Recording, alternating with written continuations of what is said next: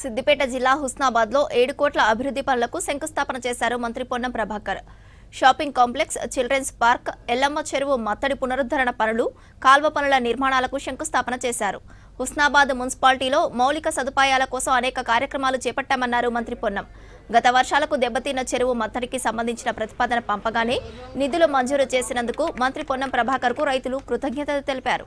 చాలా కాలం నుంచి అభివృద్ధి జరగాలని ప్రాంత ప్రజలంతా కోరుకుంటున్న సందర్భంలో అందుకు సంబంధించి ఇరిగేషన్ డిపార్ట్మెంట్ ద్వారా ప్రతిపాదనలు తయారు చేసి గౌరవ ఉత్తమ్ కుమార్ రెడ్డి గారి సహకారంతో ఇవాళ కొత్త చెరువు బండ్ అభివృద్ధికి సంబంధించి 5 నుంచి 8 ఫీట్ల వెడల్పు చేసి ఆ సుందరీకరణతో పాటుగా ప్రజలకు రాకపోకలుగా tank bund, mini tank bund లాగా ఉండే విధంగా చేస్తూ కింద ఆయకట్టు రైతులకు కూడా సౌలభ్యంగా చేస్తూ వరద వచ్చినప్పుడు కూడా రైతులకు నష్టం జరగకుండా ఉండే విధంగా చేస్తూ తూములు వాటన్నిటికి సంబంధించిన సరిదిద్దుకొని రైతాంగానికి అదేవిధంగా ఈ పట్టణ నీటికి సంబంధించిన కొత్త చెరువు ఆరుపల్లి వరకు దాదాపు కిలోమీటర్ పొడుగుతున్న బండ్ స్ట్రెంతేను డెవలప్మెంట్ చేసే కార్యక్రమాన్ని ఈరోజు మనం ప్రారంభోత్సవం చేసుకున్నాం. ఈ సందర్భంగా అందరికీ శుభాకాంక్షలు. ఇదే విధంగా పల్లె చెరువును కానీ ఎల్లమ్మ చెరువు ఉన్నటువంటి కెనాల్స్ అన్నిటినీ వ్యవసాయం ఎల్లమ్మ చెరువు కింద పారకంలో ఎక్కడ కూడా ఇబ్బంది కలగద్దని దాదాపు దానికి ఒక 3.5 కోట్ల రూపాయలతోటి అది కూడా